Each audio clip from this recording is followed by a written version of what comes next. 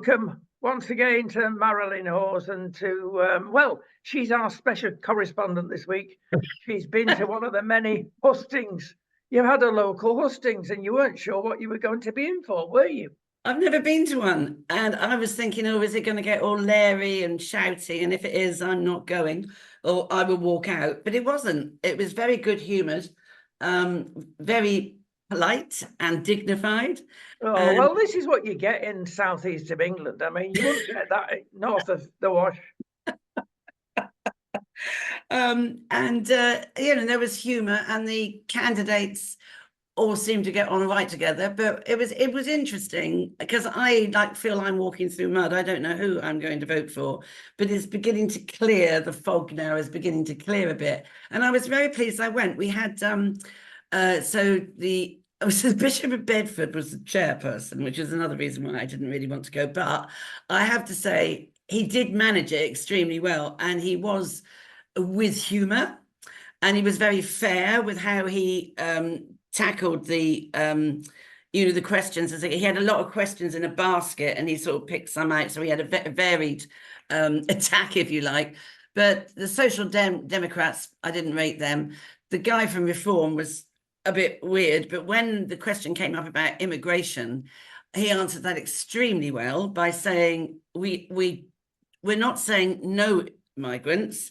What we're saying is net zero, which means 300,000 emigrate, 300,000 can come in.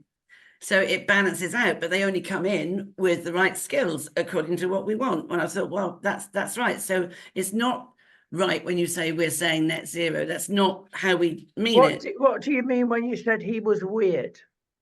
Oh, that he just didn't. I just think if you're going to something like that, he was. I don't know. He just didn't look. I didn't look. I don't know. I shouldn't be judged by looks, I suppose. But I suppose if you're going to try and sell yourself and sell your party, I would like. It's for me. It's always how you present yourself, how you project yourself, how you. Is this a male-female thing? I'm being naughty now, but the ladies vote with their hearts quite often, don't they? Well, I can separate that because I like people. I'll tell you who was brilliant was the independent guy, our local guy. But and I thought he had such a lovely, strong voice, and he knew what he was talking about. But then I thought, well, that's kind of a wasted vote, because if it was a by-election, I would probably vote for him. But this is a general election, and if you voted him in, he's got no power at all, has he? He can just represent what the people of Central Bedfordshire feel, but he's got no policies. He's got no funding behind him. So how is that going to work? I couldn't see how that would work. So whilst I really liked him, I thought, well, I'm not so sure. And then we had the tree huggers, the guy from the Green Party. Oh, God. I mean, far too young to be taken seriously, covered in tattoos, hair in a ponytail, and he couldn't give a straight answer to anything other than climate change. So what the bishop did is said, right, here's a question, who's going to take it first? So he would say, this person's got to take it first. So they all had a go at having the first hit and having to think on their feet, right? And it didn't matter where he was in the queue. He couldn't answer. The only one he could answer was really climate change. And to me, he was just too young. You're talking of the general election, talking about going to Westminster all the time. And then we had an Asian lady, young, 28 years old, representing Labour, beautifully turned. She had lovely, just a lovely cream, very smartly dressed cream with polka dots on it. Very, very charming girl, very, very pleasant. But I thought, you've got no kids, you're 28 years old. She talked about how her parents had lost their house. And I thought, well, yeah, but that's not your lived experience. That's your parents' lived experience. You just went with your parents and found a roof over your head. But again, I thought, you're too young. There's a lot of misogyny in politics. And she's a very attractive, pleasant young woman. And they'll eat her alive, I think. I mean, I just felt. And then the Lib Dem man was very good. Now, a very commanding sort of person, great sense of humour, local farmer, very good, strong voice. And I was sort of texting my son, because my son often goes into Downing Street with his job with McDonald's to talk to the National Farmers Union, right? And Michael said to me, he's a proper person, that bloke, Mum. I know him, I've met him, and he was muted that he was going to be chairman of the NFU, and a really nice guy. And then the Conservative guy, who has taken over from Nadine Dorries, and there was a lot of humour about that. When he got up, he said, "What I am not Nadine Dorries." Oh my God. But I thought he was good. He was grounded. He had a military background. He made the point about the national service and how good it will be for some kids, a lot of kids, that they only even do it for 3 months. It gives them an insight into the military. We need to regrow our military. And, and all of that was fine. But what was interesting is when they were talking about migration, he never mentioned the Rwanda scheme, which I thought was interesting. We all know that's, and I thought, well, why would you ignore that? I find that quite odd. And then when they were asking about the military and all of that, and the Green Party man stood up and said, well, I mean, we believe in peace. I think, well, we all believe in peace, but you can't have peace with people like Putin around, can you? No, it's so it was interesting. I was glad. Plenty of choice. There's plenty of choice. One has to say that. Yes. But you've got two ways to go here. One, vote for a party that stands a chance of getting in, or vote as a protest vote that one day that party will get in, whether it be Lib Dem, what was interesting this Reform, morning, or whatever. I don't know if you saw Sky News this morning. I frankly, my latest red flag is Wes Streeting. I can't stand him. He's on GB News, of all places, being a lefty, more than you can shake a stick at. He was on again this morning. Well, he was on Sky News this morning as well. And the guy on Sky News accused him of being patronising. And he was. What I don't like about Wes Streeting is he's got this edge of juvenile about him. When he's challenged, he doesn't like what he's being challenged. He can get a bit narky, like you know what I mean? I just find that really immature. And he was slagging off the Lib Dems because they were saying, well, the Lib Dems are getting quite a lot of votes, and it looks like they might get quite a lot of votes. And he said, yeah, well, they can say what they like, can't they? Because they're not going to get in. And they can, they can say whatever they like and sound good, but who's going to vote for them? And the guy said, I'm sorry, that is wrong. And it's utterly patronising. He said, well, I don't think it is. I was like, oh, grow up. And the guy... I left a field here. I'm going to ask you the question. Did you like Boris when he was in charge? No. I've never liked Boris. Boris is bombastic.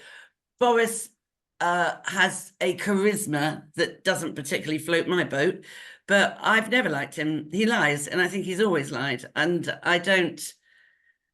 Yeah, we could, Marilyn, we could say that most of them do. Oh, they do. Oh, absolutely. I mean, when they avoid questions.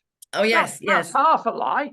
Absolutely. Oh, no, that is true. That is true. But what I mean, I had no time for Ed Davey either, but I do think what he's proposing, which is what they were talking about this morning, the care system, and they are saying, even Labour is saying, that he's got some very good ideas for the care system and for the NHS.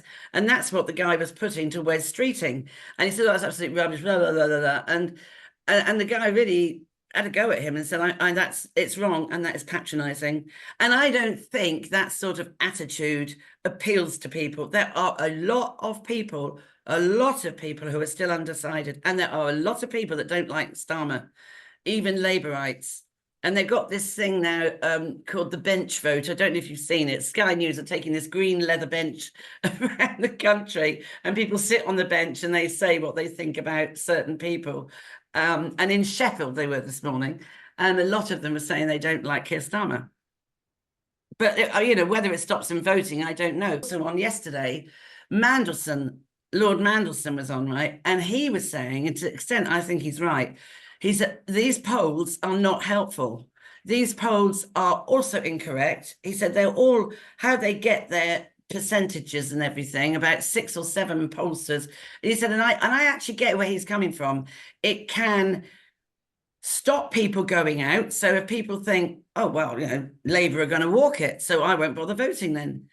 Or it can stop people thinking, well, what's the point? Because I don't want to vote Labour, so they're going to win. So what's the point in me going out to vote Lib Dem or Tory or Reform? What's the point? Well, the track record, to be fair, is not bad. The real accurate poll, apart from the actual one, is the poll when they exit the booth. And they have a straw situation. Who did you vote for? Now, if it was me, I'd tell them to clear off. I will not tell them. I never tell them. No, not their business. That is the weakness of this. But I tell you what, for Donkey's sessions, it's been within 2% of the actual outcome. So that is a lot more accurate. But yeah, you can swing people that are on the edge by these polls. I know people are going on about, and I understand this, that for anyone, power is corrupt, and absolute power is absolutely corrupt, right? So there is I think a real fear, and I feel that fear of someone having such a strong majority, almost being it's not democratic, And I'm going to issue an official warning that the public, Joe himself, is not going to really realise until about 6 months into the next Labour government what has really gone on. And then headlines like the Mail about 3 days ago are going to come down and hit him in the face and her in the face. What do I mean about that? Well, if we say the elephant in the room, one knows that we're avoiding the absolute obvious, and we are still avoiding the absolute obvious. The Tory party is split into 6. It's hopeless. It'll never get anywhere until that's sorted out, which will be after the election, of course. Labour Party is split into 3, but let's take this as 2. One is the Tony Blair Labour, New Labour if you wish, and we've not got that with Keir Starmer. And the other is the Corbynistas that are still there. And haven't they been quiet? Yeah, it's frightening, isn't it? I will tell you something now that is patently obvious, and that is that Sir Keir has gone to the lefties, the Trotskyists, and I think Sir Keir is a trot himself. 6 months' time, we'll know. And he said to them, keep quiet, boys, because what happens will release you in the course of the next few months. You can start with the doctors, get an agreement with them, but it's a very strong part of the party. Some people believe it's a good 50% of the party. That is what is going to happen to Britain.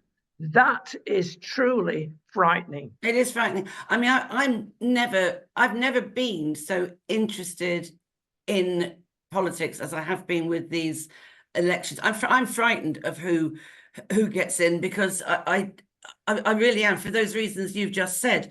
It's what's not being said that kind of frightens me.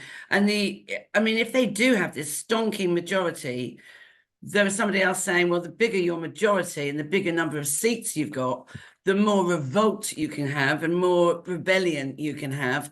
But I just don't think, who's going to be the opposition? It's frightening. The thing about Farage is he will be an irritant. Yes, despite, of course, everything that the Tories are throwing at him because they don't want to lose the vote. I was very surprised at the headline. Of course, again, back to the Mail, accusing him of being a traitor, basically. I did have a titter the following day when Mr. Swinney of SNP fame said, he's a traitor, or words to that effect. What is he talking about? Who's the traitor? It's the SNP. They want to break the country up. Does he think people are stupid? Well, he obviously does. I think he does, and a lot of people also are. That's the trouble. There are, and the thing is, they are. I mean, how many of the university students will vote? Because students normally go Labour, don't they? They have this thing in their early years that 90% of them, let's give it a before figure. they've been hit by what Labour really means. It does frighten me. I don't know why it frightens me, because I'm older now, and but I worry about the pensions. The care system is dreadful. What came out today as well, which was interesting, is there are 13,000 older people homeless, which has never been addressed by the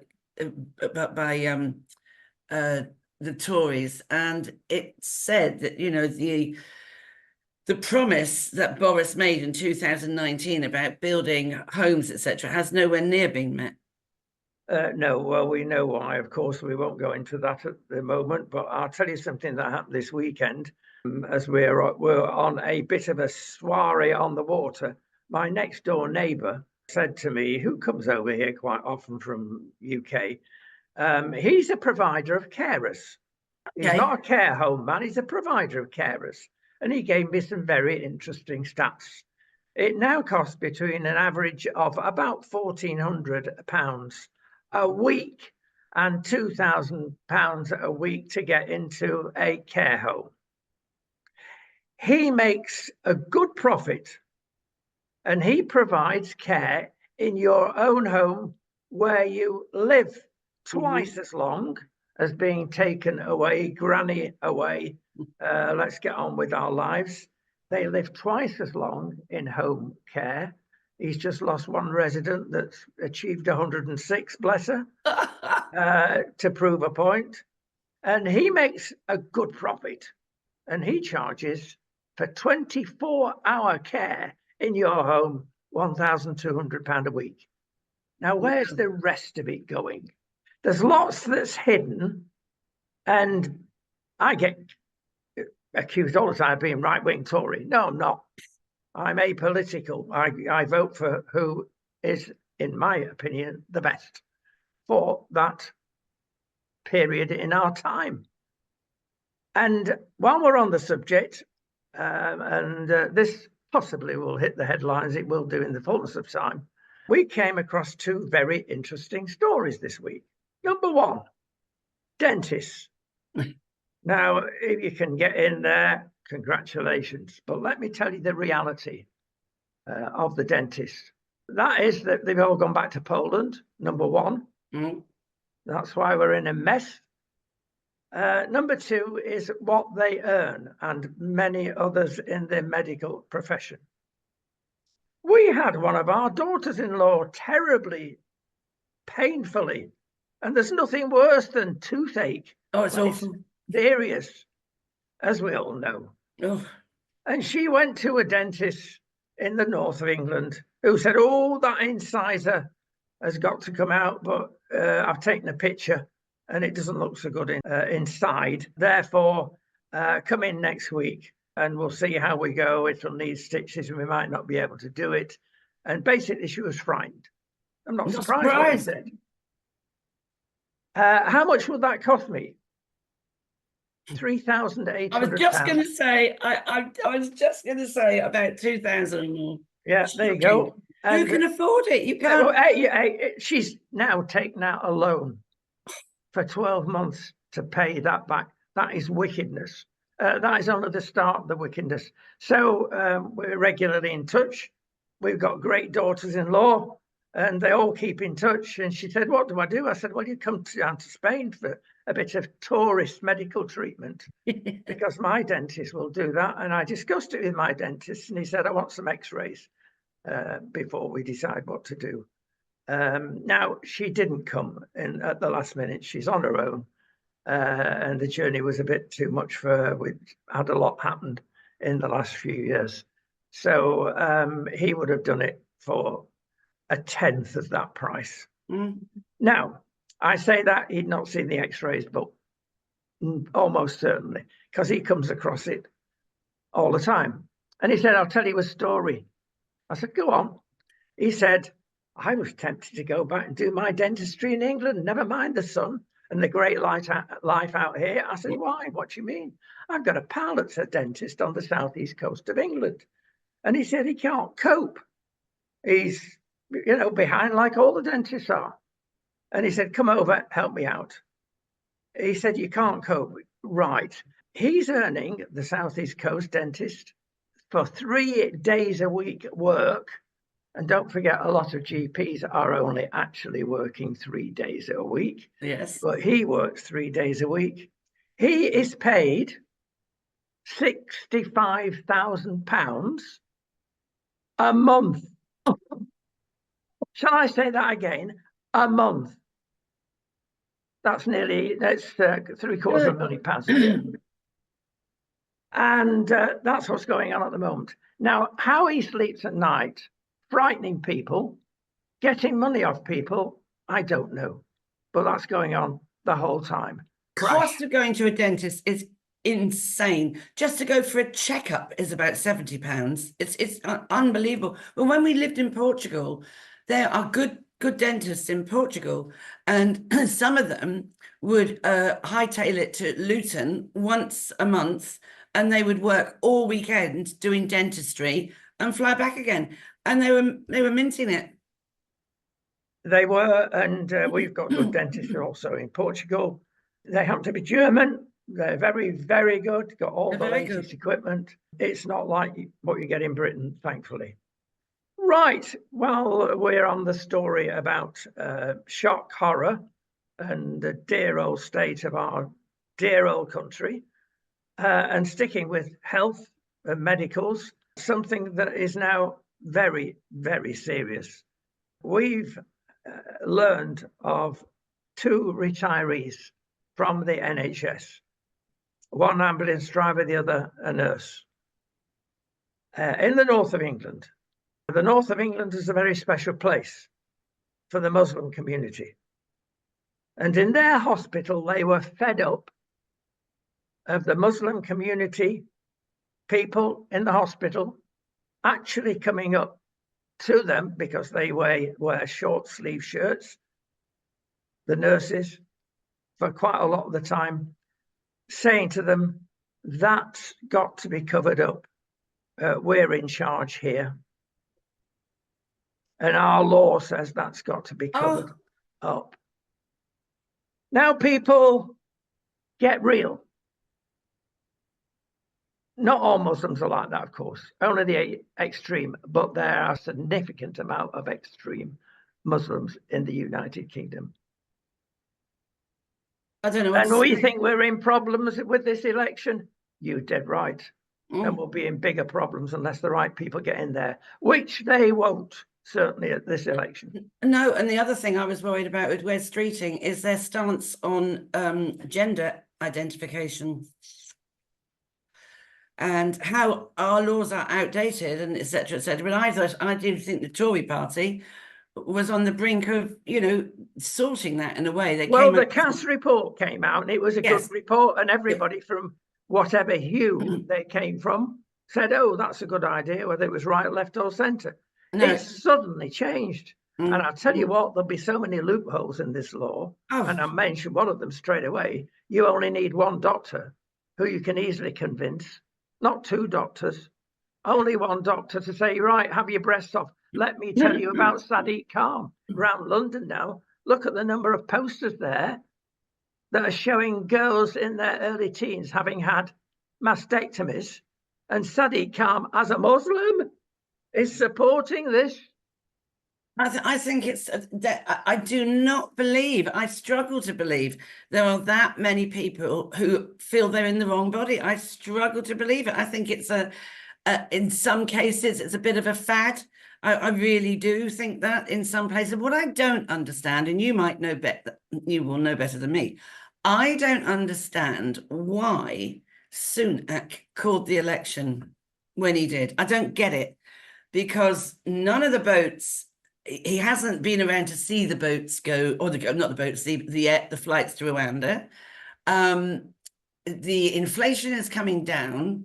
Why did he choose now and not wait? I don't know. You've got a little smile on your face, which tells me you know the answer. No, I don't know the answers, but I can give you a good guess. Now, give me a guess, go on. Well, look at the next figures after July and see where they're going. Probably nowhere.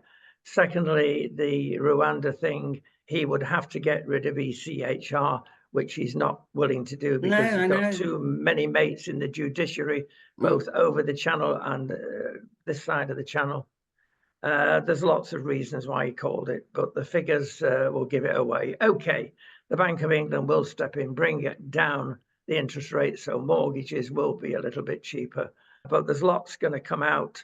The thing is in a mess. It's in a mess because we've had a pandemic. Yeah. Let's be honest, and the pandemic was a disaster, and we treated it wrongly. We were too generous with a lot of things in the pandemic, whether it be requisitions for masks or gowns or whatever it was, whether it be the money paid out to certain businesses that didn't really need it. Procurement was an appalling mess.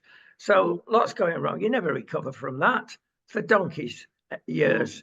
Also, we've had the Putin problem, and now to a lesser extent financially, the Israel problem. That would have, nobody would have got back in that were in power, frankly. I don't believe whoever it was. People are now saying, oh, we've got to have a change. It will change everything. No, it won't. And in my humble opinion, it's going to get worse. I totally agree with you. And I mean, so many of our friends say the same thing. And I think, well, who and where are these people that are flying the red flag? Do they understand? Do they not see through him? You know. Well, you said the red flag. It is. He's a trot.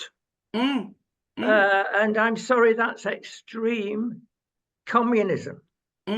And you might dress it up into whatever Barbie doll you want at the time, but look at the reality of the situation. You've got a severe left-wing government coming. Now, I would love to eat my words, and he's going to make a fantastic success. Yes, I even agree. Can it get any worse? Yes, it can. Yes. That's the problem.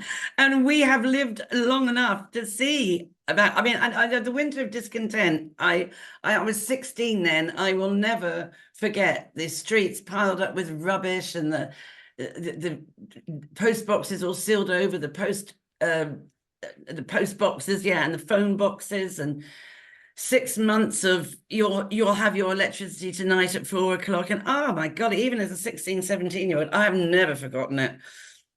You hinted at something just a few minutes ago regarding what we're going to face with our schools when the new RSE, or whatever it's going to be called, Act comes along, what our kids are going to be taught regarding change of life, they, thee, them.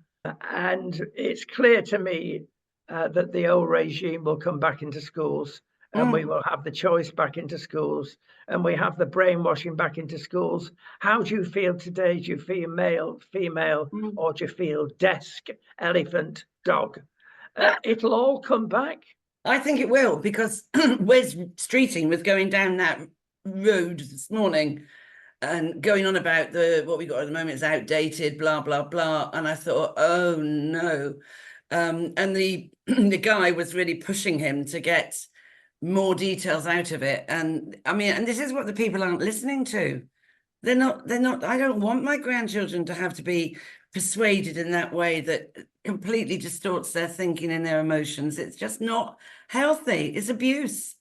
And it's there on the agenda, definitely, without a doubt. And it is, you know, I mean, what can happen then? So let's move forward then. And we think, right, now he makes a complete cock up of it all. How would all the other parties, therefore, if you haven't got a strong opposition, would all the other parties have to get together and vote for a no confidence vote? Well, it's complicated, and I'm hoping, and as I've said on many occasions, I never would have thought these words would come out of my mouth. I'm hoping that PR does come along. Because first past the post has not worked, and PR is hardly the silver bullet. But at least we'll get more people to vote for, and a consensus, which we've not got at the moment. Yes, I agree. Totally agree. Things you mentioned as well a couple of minutes ago, which is important. Why are these children in the state that they are about choosing their sex especially young teens? Well, I've got a list. Psychologically, there's depression. Lots of kids are suffering from depression these days. And, oh, this could be the answer then, couldn't it? Really? A lot of people, children, are being diagnosed now with autism. Now, that's a very, very broad spectrum. And the longer we live, we realize, oh, well, could that be a little bit of autism as opposed to the full-blown type? But there's lots of types of autism, and people are being identified this, and there's a myriad of them that have changed sex, and they are autistic children. That's interesting. Yeah. Anxiety is another, and that's quite different from depression. Anxiety is an attack usually, and something that's gone on in your past as a little one. Emotional trauma is another thing that is clicking this transgender thing off. And if you think of the number of marriages break up, which is now the majority, that is a terrible time for kids. No wonder the kids are suffering from that. The biggest problem, and we always come back to this, Marilyn. I know what you're going to say. Talking about abuse, the parents. Oh, I'll take our little Johnny along or our little Julie along. And we think, yes, we're modern parents. We see the right in all this, and we'll go and see this medic or go and see that clinic.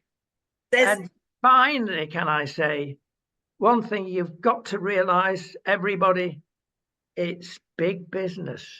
That's what it's all about. Ask these clinics, it's business. I also blame social media. Yes, yeah. Massively so, massively so. I blame that for a lot of anxiety and depression. Yep. I honestly do. Stuck up in your room, looking at a screen, get out there and feel the breeze, kick a football around, go out and talk to your friends. Don't just contain yourself in your room looking at a screen. It's not what humans are meant to do.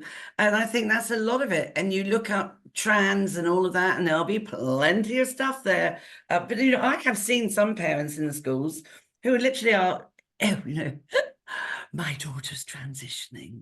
Like it's a badge of honor. And I'm going, like, you poor woman. I mean, sure, you know, it's just, there is a sort of pride in it. Look at us be so modern with our thinking and embracing it all. There will be kids that are genuinely, but it shouldn't happen until they really can take account of what, do I really want to go down this route or don't I? You don't know that when you're 11. You don't really know it if you're 16, but from the age of 18, you should be, that's, you know, and there's also that confusion during puberty, naturally so, where you can even have a crush on your girlfriend or your, you know, all your hormones are everywhere, and that, you know, having your best friend and all of that, walking arm in arm, you know, it doesn't mean, I mean, I had a best friend called Julie. And when we were in what would have been second year secondary school, it was called then, wasn't it? It would be now year 8. We used to go everywhere together, and we used to go arm in arm. We used to go to dances together. Today, we would have been approached to have said, were we gay? Were we transgender? Both of us are married kids. Exactly. And we came through whatever that was. It was nothing. And the same thing goes on, Marilyn, on steroids with LGBT. Yeah. Oh, yes. They aim at the kids, they identify them, and they have them. Yeah. And then they come out with, 10% of people are homosexual. Lies. And they're trying to normalize it. Well, that's the thing, isn't it? And dumbing it down. It's the same with the pornography, you see. And I do think, I have this theory, and I might be wrong, that some girls who are sick to death of sexualized behavior from boys at school think, if I became a boy, I do think there could be some of that. Yeah, I'm sure you're right. And I have no research. It's just a thought that because I do know the girls are fed up with the way the boys talk to them in schools, and I do know that. And I was just thinking the other day, I wonder if there is a connection there. Well, one day we will know. The other overused phrase, of course, at the moment by the people that advocate all this is informed consent. I hate that phrase. How can you have informed consent when you're a young teenager? You don't know right from wrong half the time. That sounds a bit hard and snooty. I'm sure most teenagers are on the right side of things. But when it comes down to this, and when you are cajoled by these interested parties, you're going to be easily led.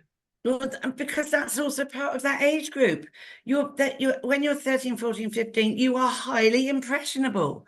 And that's a great time to do the brainwashing, isn't it? You know, they are highly influenced by things like this and ideologies. And it is dreadful that, well, I just don't see why kids can't just be left to find their own river channel. Do you know what I mean? Where am I? Where do I flow? You know, not all these. I mean, it's just social engineering, isn't it? Gone bonkers. Yes, indeed. Well, let's cheer people up. Because I'm saying cheer people up. No, we've had some dreadful happenings with our friend, the doctor over in Greece. And now, of course, we've got the young 20-year-old in the Canary Islands, and he's still lost. Lots of, again, social media rubbish talked, and leave that alone, people on social media. But there are certain facts that we've got to acknowledge. There are hotspots in this world, and there are hot periods within the hotspots, and be careful. You've got one coming to Britain shortly in the next few days. But how should we behave in the heat? Should we pack up exercising? Should we stick indoors? It is calculated that if you go on holiday to the Med, you're going to take 2 weeks to accustom yourself at least to the extra heat, by which time you're back in rainy Britain in the cold. There's a lot of talk about people not coming over to the Med by the end of the century because it will be that warm. Who knows? But there are certain things you can do and be sensible, whichever country you're in. If it's hot between 10 a.m. and 6 p.m. Those are the times to avoid exercise unless it's slow walking with a lot of shade, which is important. Shade, don't forget temperatures of 30 degrees. That's in the shade. You go out in the sun, they can be getting towards 40 when it's near the equinox. The other thing you've got to be careful about is drink plenty, of course. You've got to be careful about what you're treading on. If you're treading on black, and we've covered this last week, asphalt as an example, that's going to radiate madly on the temperature. And it won't be 30 degrees, it'll be a darn sight more. Yeah, absolutely. Even grass reflects heat. Although generally, if you're under a tree, you notice, especially a leafy one, a big difference. The other thing to add into this mix is humidity, because that stops the body sweating. Now, sweat dissipates heat and is good. Healthy to be sweaty, that will dissipate heat through sweat. But if you're in a high, humid place, there are many, of course, Singapore. Oh, don't take me. Yes, I know you've been there. I can't bear it. I just can't. Because it's like it's 365 days of the year. I know. Why did they live there? I mean, we've got to say Barcelona's a lovely example, because we get 40s where we live here in the south of Spain, in the Sierras, because we're a bit far away from the sea. You've got to be careful. We never get, when we lived near Barcelona, we never got more than the low 30s, but it felt like 50 because of the humidity. Humidity is a big factor. It is. And there was a doctor on today actually was saying, my former father-in-law was in the army and he fought in India, and he said over there you keep all your windows and curtains shut and you open them in the evening, because here we are, we go, oh, it's a hot sunny day, we open the windows, open the curtains, and everything gets really hot. And this lady doctor was saying, shut the windows, shut the curtains, to keep it cooler inside. So, but we don't. Well, that's Spanish style, of course. That's why they live in caves. Some of them. The caves are gorgeous. They're lovely inside. But yeah. You get depressed, as you can imagine. They do in the south of France as well, don't they? They have caves. They do. They do. Yeah, that's right. I mean, but it is water, and it's not enough to sip water in this heat. To hydrate your body, you need to drink about a pint of it to get into your cells and all of that. Just to sip water is not going to hydrate you. No, that's true, but don't drink a litre or a pint of water all at once. It's not recommended for various medical reasons. She was saying also that if you are too hot inside your body, because she was saying there's only a narrow margin of heat that our inside our bodies can cope with. And if you were sweating and you stop sweating, that could be a sure sign that inside you are overheating. And then you can get heat stroke. Right, this is very important. There's two overheatings. One is heat exhaustion, and I'll go through these very quickly. And the other is heat stroke, which is very much more acute and serious. If you've got heat exhaustion, you may feel dizzy, fainty. You may have lots of thirst. Some people, especially older people, don't get the thirst drive. Beware of that, older people. You could be dehydrating without feeling thirsty, just that something happens when you get older that way. Excessive sweating, obviously, with heat exhaustion, rapid pulse, nausea, pale, cold or clammy skin. That is very, very common, and it's very unpleasant. And then there's muscle cramps, obviously, with the lack of water. So those are the pointers for heat exhaustion. What should you do about it? Well, you get to a cold place if you can, or a cooler place with aircon. Go into a supermarket, go into a bank if you can get any bank these days. Go into some public space, a mall, wherever. Go for a cold shower. That's the old-fashioned. It works. If all else fails, cold compresses, especially around the neck. Yeah, and the wrists. And the wrists, that's right. Yeah. If you're moving on to heat stroke, beware. The first thing that happens is headache and confusion. And you can see that when people are rescued or they're not rescued, they've seen wandering around mountain sides. They're confused. Elevated body temperature, that is not healthy. And as you said, it's in a very narrow range. We find there's a significant difference when you get to 37 degrees. Fortunately, in Britain, you very rarely get that because, of course, that's the body temperature. I don't know how medical is this, but there must be some reason. Then you start suffering. Maybe it's the body fighting back, because if that's the blood temperature, and don't forget, one of the usefulness of blood is to cool you down as well as give you nutrients. Once you hit 37, it's not happy. My grandchildren have arrived from Bermuda. They flew in on Saturday. It was a nice sunny day on Saturday. It was 24 degrees. I went, Nana, it's freezing here. Yes, bless them. They've come over to see Taylor Swift, and they saw Taylor Swift last night. I haven't heard from them since.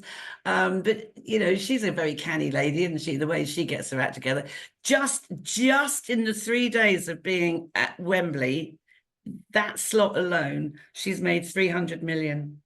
Oh, it's tough at the bottom, isn't it? It is tough at the bottom. It's tough at the bottom. But I was also watching on Comedy Extra the other night when I was babysitting. Very funny. I was watching Michael McIntyre, and he was going on about Dubai and the heat of Dubai, and he did exactly what we did. He said, I naively went in July, and he said, I walked out, and this is exactly what we did. I walked out of the rotary rotating doors. I walked out, I walked straight back in again. And that's what we did. And we rang my daughter and said, I'm not staying, I'm actually living in the airport. I'm not coming out. It was frighteningly hot, 50 degrees. And Sheikh Mohammed, it's very odd how it's only ever 50 degrees, not 51, because there's a law over there that if it gets to over 50, the road workers and the builders can't work. So it's always got 50 degrees or less. And he made this point. He said, let me tell you, people, it's so hot. There were people going in those rotating doors with frozen chickens and coming back in, and it was a full roast. Yes, yes. Well done, him. It's true, actually, because we've noticed over the last few years as health and safety have taken their good effect in parts of Spain, that if you get a worker digging a hole in the road in Spain, June, July, August, September, they have a portable gazebo over the top of the hole. They should do. And they work. Yes, it's sensible. Of course it is. Is it sensible? Right, so finally, back to heat stroke. No sweating is a real bad sign. You need treatment. Rapid, strong pulse, again, nausea, vomiting, red hot skin. When the body can't release normally the heat, the skin goes red hot. You may even lose consciousness, and what you should do, get help, get an emergency service to you straight away. Obviously try and cool the person. Andrew doesn't sweat, does he? So what we do with him? Oh yeah. Not often I'm stuck for words. Well, I do know, but I dare say. Lastly, who's the vulnerable ones? Well, of course, the older people are very vulnerable. Children And are babies. and babies, and people in wheelchairs and the like, disabilities. Yes. Outdoor workers that we've mentioned, and of course, people with chronic illness. So look after yourselves, people. Heat can be very damaging, but never forget the truth that it's not damaging compared with the people that die of cold. The last stats I and I don't know whether they're verified, 10 times more people die of cold than heat. So let's get in. I could say, I can imagine that. I don't struggle with that stat at all. I think that's right. Yeah. Right, we'll move on to really happy matters now, and we'll go on to the sub post office saga, which is carrying on, and it's carrying on because they've sussed the lawyers out. Absolutely. The post office. And you've been into this big time, but basically they're not very ethical, are they? Well, it's all about the money, isn't it? So a lot of them, the ones that the lawyers at the post office, I think it's about 20 of them that were involved on the side of the post office have now been deemed to be somewhat flaky. Now, it's all very well saying, and rightly so, there will be consequences of the lies and the cover-ups they've done. But what are these consequences going to look like? Because we can't put any more people in prison. We've got no spaces. But this is it. I mean, you do get dodgy lawyers, you get dodgy people in every sort of profession. But you think, well, did people have their number when they did they know they were dodgy? Did the post office know when they employed them? But they seem to have, and I'm sure they would have been remunerated very happily for backing the post office when they might not have felt that they should or could, because there was a lot of money involved in it. And so there's a lot of unscrupulous lawyers out there, and hopefully they will be revealed, and hopefully they will get a sentence of some sort, because I cannot see how this isn't going to have to go to the criminal court. I know we're still in the inquiry, and I know the Met Office is supposed to be watching it and all of this, the Met Office, the Met Police, but it's obviously clear criminality happened here, and I think it's got to be a trial. I really do. I don't see how you can get away with it. Along the same lines, let's go to the judge that famously said this week how bad things have got in the United Kingdom. This was after a certain gentleman, I can't pronounce his name, Bardia, was put away for life at 15 years of age for killing. The guy that's done it, who's now gone down for life, randomly stabbed a boy outside a primary school, stabbed a boy right in the heart outside this primary school. And of course, the guy died. And as he was being stabbed, he actually said, "What are you doing?" And the boy who stabbed, yes, he's now gone down for life. But there's no winners here at all. But what is also so sad is the boy that did it was not part of a gang, was not involved in drugs, was a very ordinary, seemingly grounded lad. And, you know, I don't know whether they are acting out what they see in their gaming world or what they see on social media, but the saddest fact is this was not a troubled boy. He to all accounts and purposes, he had a good life. He wasn't involved in all the nefarious activities that teenagers are, and just randomly did this to this boy. I mean, and it's true what the judge said. How bad is it? How have we come to this, quite honestly? And what's the government going to do about it? Because the government hasn't done anything about it. Well, certainly the Tories haven't. And I don't think I've heard anything mentioned in the Labour manifesto either. You can't keep having this. It's dreadful. I mean, did he watch it on social media? Oh my golly, the rest of his life inside awful for his parents. I mean, awful, what's to say? Both sides of the equation, it's dreadful, isn't it? Absolutely dreadful. You just can't get your head around it. And clearly that judge can't either.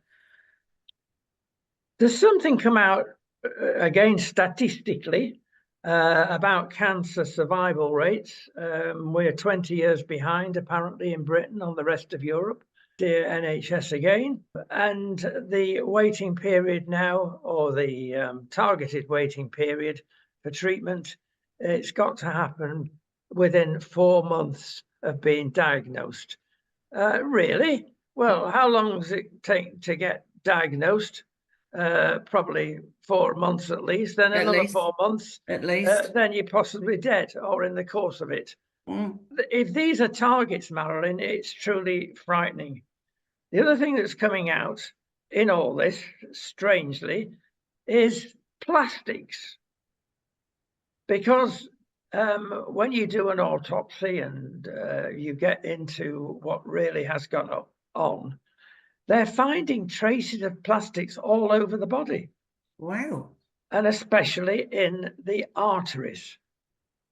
Correct. Now, it is calculated that you stand 4.5 times greater risk having a heart attack if you have come into contact with tiny pieces of plastics. Maybe it's in the workplace, maybe it's in the home, but plastics are not necessarily good.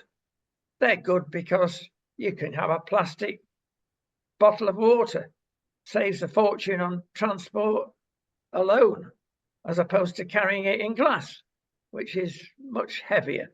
There are benefits of plastic. Some plastics are very good, but there are negatives. And the more people that are understanding about the actual plastic leaching into the product that you're going to consume, they can get around that in a lot of cases. But this is surprising and is on the start of a deep investigation. These are tiny pieces of plastic that are rogues, but the body seems to like it at an arterial juncture, and it's forming with the other nasties that give you a heart attack, and even gungier blood clot to take you away from this mortal coil.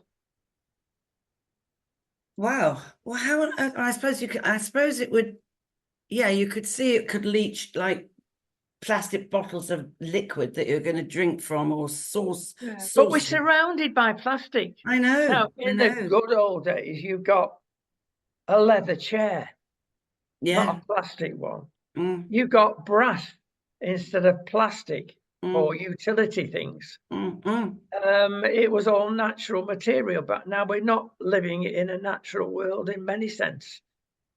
But in this particular... because when I'm just sat here looking through to my kitchen and looking at my bottle of fairy liquid. Now, if that leached into the washing up stuff and you put it in somewhere and you rinse it, you're not to say it's still on the cup, is it? Or still on the glass? There are many materials that they make out of plastics, which for good reasons, to reinforce them, make them last longer. And maybe shards of this stuff are coming out. This is at an early stage, but the medics have definitely identified.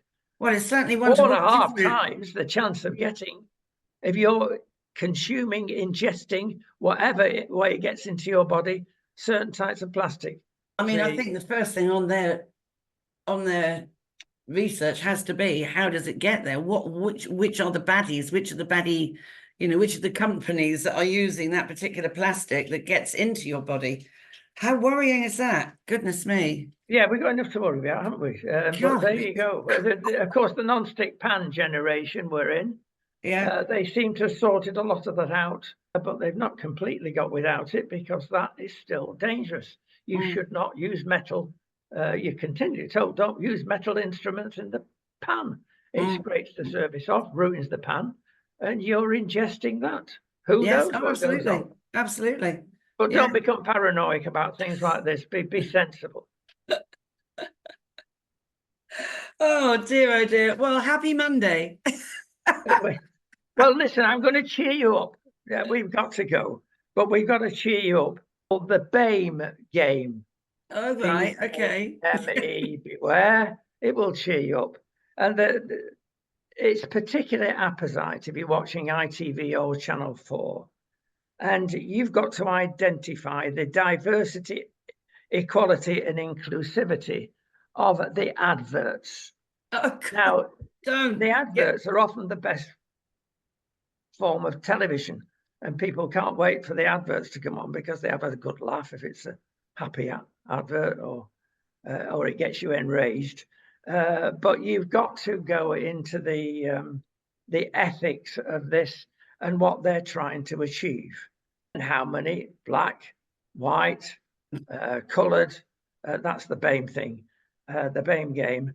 How many Asian people, how many minority excluded people you can get. And we're supposed to be living in times of reality.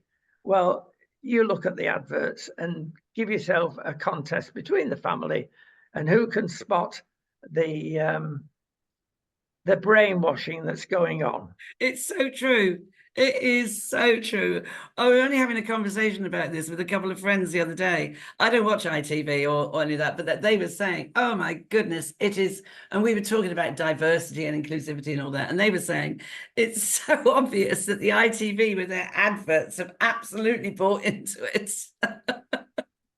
British Airways started this off, of course, big time, when you go through a plane and somebody jauntily wandering down the centre aisle while it's in flight, and you see all the races of the world.